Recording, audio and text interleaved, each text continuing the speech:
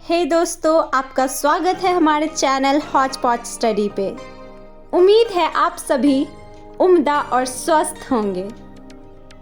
तो इसी के साथ हम शुरू करते हैं अपना आज का वीडियो। जैसा कि आप सभी लोग जानते हैं, हमारे भारत देश का राष्ट्रगान है जन गण मन। तो हम आज इसी टॉपिक पे बात करने वाले हैं इस वीडियो में। जन गण मन हमारे देश का राष्ट्रगान है, हम सभी लोग जानते हैं। लेकिन राष्ट्रगान है, राष्ट्रगान का मतलब क्या होता है, इसे जानना बेहद ही जरूरी है। राष्ट्रगान का मतलब होता है एक वैसा गान जो कि देश के इतिहास और परंपरा को दर्शाता है। तो हम आगे बढ़ते हैं हमारे राष्ट्रगान से जुड़ी कुछ रोचक बातों के सफर में।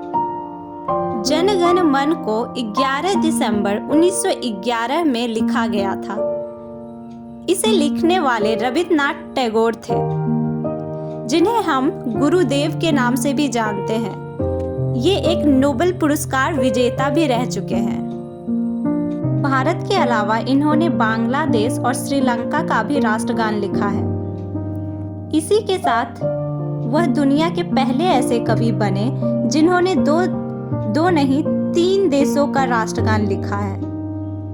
राष्ट्रगान को पहली बार 27 दिसंबर 1911 में गाया गया था, कांग्रेस के कोलकाता अधिवेशन में। इसे गाने वाली और कोई नहीं, रविन्द्रनाथ टैगोर की भतीजी सरला देवी चौधरानी थी। उन्होंने कुछ स्कूली बच्चों के साथ इसे कांग्रेस के कोलकाता अधिवेशन के दूसरे दिन गाया था। गायन के समय कांग्रेस अध्यक्ष बिशन नारायण धर, भूपेंद्र नाथ बोस, अंबिका चरण मजूमदार जैसे अन्य नेता भी मौजूद थे। कानूनी तौर पर 24 जनवरी 1950 को जन गण मन को भारत का राष्ट्रगान घोषित कर दिया गया। इसकी गायन अवधि है 52 सेकंड। कई मौकों पर इसका संक्षिप्त रूप भी गाया जाता है, जिसमें केवल 20 सेकंड गाने में लगते हैं। उसमें केवल प्रथम पंक्ति और अंतिम पंक्ति ही गाई जाती है। रविन्द्रनाथ टैगोर ने जन गण मन को बंगाली भाषा में लिखा था। इसका हिंदी अनुवाद नेताजी सुभाष चंद्र बोस ने करवाया था। इसका हिंदी अनुवाद करने वाले और कोई नहीं, कैप्टन आबिद अली थे, और इसे संगीतबद्ध करने का श्रेय जाता है राम सिंह को। वे भी एक आर्मी के कैप्टन थे।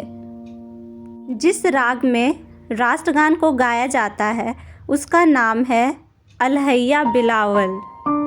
रविन्द्रनाथ टैगोर ने असल में 5 पंक्तियों की एक कविता लिखी थी। उसी में से पहली पंक्ति राष्ट्रगान के तौर पे ली गई है। चलिए अब जानते हैं जन गण मन राष्ट्रगान बनाने के पीछे क्या कारण था। जब 1911 में भारत की राजधानी कोलकाता से दिल्ली बनाई गई, तब एक दिल्ली दरबार का आयोजन हुआ था, जिसमें इंग्लैंड के राजा जॉर्ज पंचम को आमंत्रित किया गया था।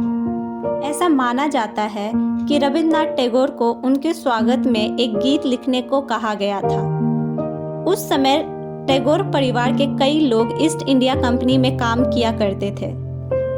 इसी कारण जब रविन्द्रनाथ टैगोर को गीत लिखने को कहा गया, तो उन्होंने बंगाली भाषा में जन गण मन को 5 पंक्तियों वाली एक कविता के रूप में लिखा था। आगे चलकर इस कविता की प्रथम पंक्ति हमारा राष्ट्रगान बन गया। कानूनी तौर पर किसी भी व्यक्ति को राष्ट्रगान गाने के लिए बाध्य नहीं किया जा सकता है, लेकिन यदि कोई भी व्यक्ति राष्ट्रगान के नियमों का पालन नहीं करता है और इसका अपमान करता है, तो prevention of insults to national honour act 1971 की धारा 3 के तहत कड़ी कार्रवाई की जाती है। अंत में मैं बस इतना ही कहना चाहूँगी कि जन गण मन हमारा राष्ट्रगान है और हमें इसे दिल से स्वीकार करना चाहिए और इसका आदर और सम्मान बखूबी देना चाहिए। आज की वीडियो के लिए बस इतना ही। अगर आपको वीडियो अच्छी लगी हो तो लाइक और सब्सक्राइब करना मत भूलिएगा। Thank you. Take a good care of yourself. Bye bye.